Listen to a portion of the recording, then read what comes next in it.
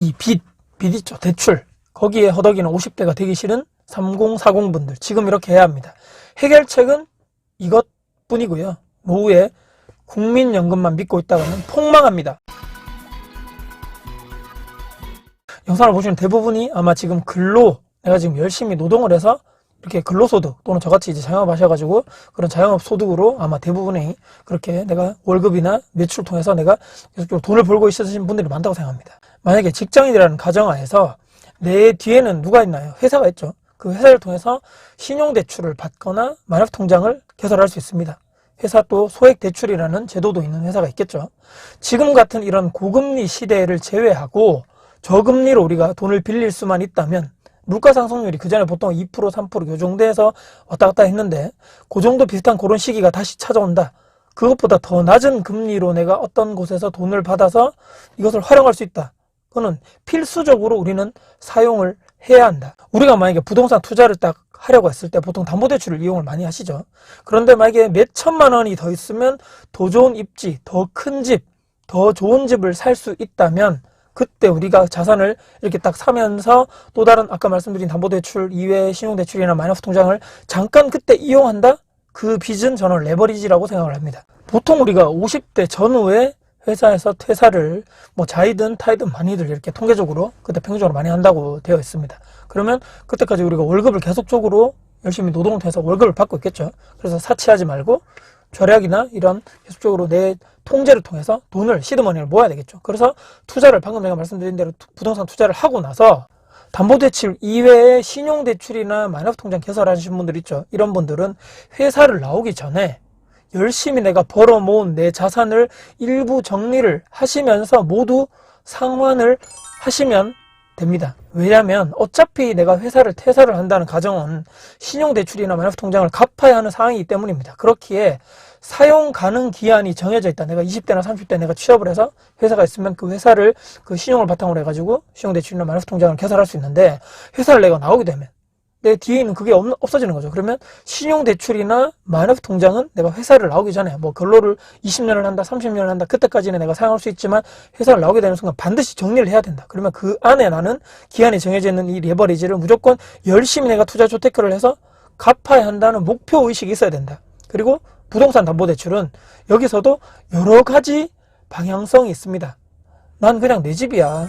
빚은 뭐 갚기에 좀 무리하고 내가 계속적으로 실거주하기 때문에 바로 다 갚을 수 없을 거야. 자녀에게 물려주시지 말고 집을 국가에다가 주택연금 제도로 해서 내가 노후에 활용할 수 있는 거죠. 또 누군가는 수익형 건물, 거기서 내가 월세를 따박따박 받아서 이자를 부담하고 나머지는 내가 내 노후 생활비, 은퇴 생활비 거기에 나는 쓸 거야. 이렇게 하시는 분들 중에서도 부동산 담보대출이 있는 상황에서도 이자만 부담하시고 계속적으로 나는 그 남는 뭐 이렇게 월세를 받은 것 중에서 이자를 충당하시고 나머지는 내가 노후 은퇴 생활에 내가 자금으로 사용하시는 분도 있을 겁니다. 또 누군가는 나는 그냥 주거비를 최소화할래.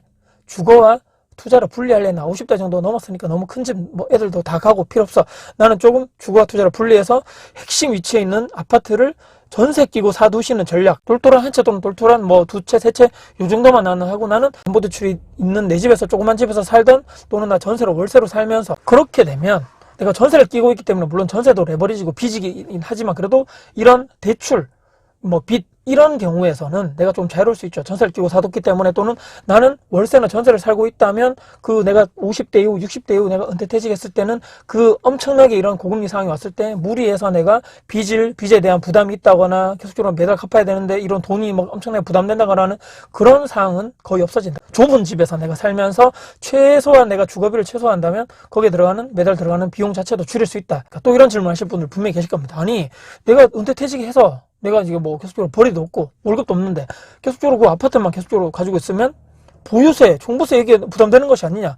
이런 분들 중에서는 또 어떤 방향성이 있습니까?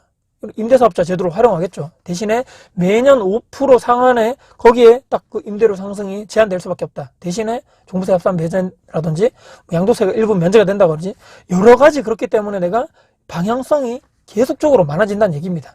집 가지고 있으면 이제 폭락하는데 무슨 집을 사냐, 갖고 있어봤자 보유세 폭탄이다, 난 일도 안 해, 소득도 없는데 나중에 내가 은퇴퇴직해서 무슨 집이냐, 월세 투자, 원룸 투자, 어휴 그런 거 세입자에게 치이고 하면 몇 년 늙는다는데 돈도 안 되고 어휴 안 돼. 아파트 전세 그거 역전세 봐라 지금 퍽퍽 떨어지고. 근데 퇴직해가지고 내가 50대 돈도 없는데 그거 내줄 돈도 없는데, 그렇다 해서 또 빚을 내서 투자를 해석적으로 하면, 아니 지금 같은데 고금리가 찾아오면 어떡하냐, 이자 부담도 커지고 자산 가격이 팍팍 떨어지고 무섭고 공포고.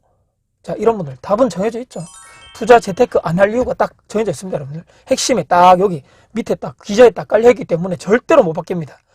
재테크 투자 채널, 글, 영상, 강의 이쪽으로 제가 봤을 때는 이런 분들 괜히 그러니까 오셔가지고 괜히 이런 분들 스스로 막 시간 낭비하거나 악플 달고 감정 소비하지 말고, 그냥 나는 내 인생에는 투자 재테크는 내 그냥 인생에는 없구나 이렇게 생각하시면서 그냥 마음 편하게 사셨으면 좋겠다. 혹시 그 정도 리스크 없는 투자를 원하시는 건가요? 내 돈 투자를 했는데 100% 원금도 보장되면서 수익률도 10년간 따박따박 뭐 무조건 뭐 10%, 7% 딱 정해져 있는 무조건 확정 수익률, 무조건 100% 상승 보장. 여러분들 이런 거 어디서 많이 보신 문구 아닐까요? 사기 칠 때 이제 사기꾼들이 보통 이런 식으로 금융사기나 부동산 사기나 뭐 이렇게 다단계나 이런 식으로 해가지고 동일하게 똑같이 쓰는 패턴인 거죠. 최근에 국민연금 고갈 기사가 계속적으로 많이 뜨고 있더라고요. 소진이 되네, 고갈이 되네, 보험료가 더 올라야 되네. 와, 특히 이런 직장인분들 있죠. 유리지갑이라 그러잖아요. 유리지갑. 근데 국민연금도 내가 나중에 퇴직하면 못 받는 거 아닌가? 그럼 내가 사장이 아니고 오너가 아니고 사장의 내가 아들 딸내미가 아닌 이상에는 난 언젠가 회사를 나오는 거는 100% 팩트로 정해져 있는 사실입니다. 바꿀 수 없죠. 내가 50대 60대에 내가 회사를 나오면, 자 여러분들 이제 어떻게 하실 겁니까? 대안이 있습니까? 자, 무조건적인 비판, 혐오, 비난 이런 거 말고 현실적인 대안을 우리가 한번 같이 얘기를 해보자. 2030에 열심히 절약해서 인플레이션을 방어를 위해서 현금 가치 하락을 방어한다는 얘기죠. 자산을 내가 사모으는 행위, 내 자산을 키운다. 대신에 모든 리스크 그들 스스로 감당을 해야 되는 거죠. 책임도 내가 져야 되고. 열심히 그렇기 때문에 공부하고 현장 임장 가고 책 읽기, 글쓰기, 뭐 강의, 모임. 자, 나는 TV 보고 말이야. 저 뭐 유튜브 하면서 게임 유튜브, 뭐 이렇게 연애 유튜브, 스포츠 유튜브 보고 여행 갈 거 다 가고 힐링 다 하고 집에 와서 멍 때리고 맥주 마시고 친구들 만나가지고 놀고 술집 가서 계속 술 마시고 늦은 시간까지 막 이런저런 얘기하고 늦잠 자고 할 거 다 하는데, 저 사람 말이야. 저 사람은 공부를 뭐 한다고? 아니 뭐 임장을 뭐 새벽 기상을 뭐 한다고? 강의를 가가지고 누구 얘기를 들어본다고? 책 쓰기? 뭐 글쓰기? 독서? 참나 어이가 없네. 그런다 해가지고 이 사람아 인생이 달라지냐? 그럼 선생님 본인 인생은 달라지나요? 도전하지 않는? 혹시나 패배자가 아니신가 해서 두려워서 무서워서 누군가는 시도 도전, 뭐 내 인생을 바꿀 시도, 나는 아무것도 하지도 않고 악플만 그렇게 다는, 나는 혹시 그런 패배자 마인드만 장착을 한 다음에 화만 잔뜩 나 있는 그런 사람이 아닐까요? 인생을 그렇게 우리가 놔두지 말자. 제발. 인생은 한 번뿐이죠. 후회 없이 정말 열심히 살아야 되지 않겠습니까? 내가 못하겠다고 다른 사람들 비난 혐오 절대 하지 맙시다. 모두 다 각자 도생의 시기인 거죠. 누군가는 비디 쪽 말씀드린 대로 레버리지를 잘 이용해서 자산을 키우고 있는 분들이 있는 반면에, 누군가는 파멸, 뭐 이렇게 빚은 절대로 안 돼. 무조건 뭐 끝이 안 돼. 내가 현금으로만 가지고 있어야 돼. 내가 돈 있는데 빚은 내가 왜 이용하는 거야? 이용도 안 해. 자, 선택은 각자 자유죠. 자, 부자분들은 어떤 길을 가셨습니까? 책을 읽어보신 분들, 부자의 강의를 들어보신 분들은 아마 정답을 다 아실 거라고 믿어 의심치 않고요. 투자를 재테크를 하지 않고 월급 받아가지고 계속적으로 적금 예금 하시는 사람들 중에서, 그리고 부동산 자산이 없는 사람들 중에서 절약을 해서 시드머니를 만드는 고통과 고난의 그런 시기를 겪어보지 않은 사람들 중에서, 책이나 강의 공부를 하지 않는 사람들 중에서 끊임없이 남 탓, 사회 탓, 부자 탓, 특히 부모 탓, 잘 나가는 사람, 그런 탓, 욕 하는 사람들 중에서 저는 단 한 명도 부자가 된 사람들을 저는 본 적이 없습니다. 여러분들은 어떤 길을 가실 겁니까? 제가 오늘 말씀드린, 자, 50대 이제 전후에 내가 퇴직을 하는데, 자, 빚, 대출 어떤 식으로 이용을 해야 될 것인가? 그 내가 회사를 나오게 되면 신용대출이나 만F 통장을 개설했던 것을 내가 갚아야 되는데, 그건 반드시 사용기한이 있는 빚이기 때문에 그 사이에 회사에 있는 동안에 난 열심히 투자 재테크를 해서 일단 그런 빚들은 먼저 갚아 나가시고, 나중에 내가 퇴직을 하고 난 다음에 부동산 담보대출이 있는지 또 없는 상태로 내가 갈 것인지를 여러 가지 방향성이기 때문에 우리가 한번 어떤 방향성으로 갈 것인가를 고민을 해보시고 내가 맞는 방향으로 선택하셔서 열심히 그런 목표를 향해 하루하루 열심히 가셨으면 하는 바람에서 영상을 마무리할까 합니다. 오늘 영상이 여러분께 도움이 되셨다면 구독, 좋아요, 알람 설정, 댓글 주시고요. 정말 주변 분들께 공유될 가치가 되고 생각하신다면 널리 공유 부탁드리겠습니다. 여러분들 화이팅입니다. 화이팅!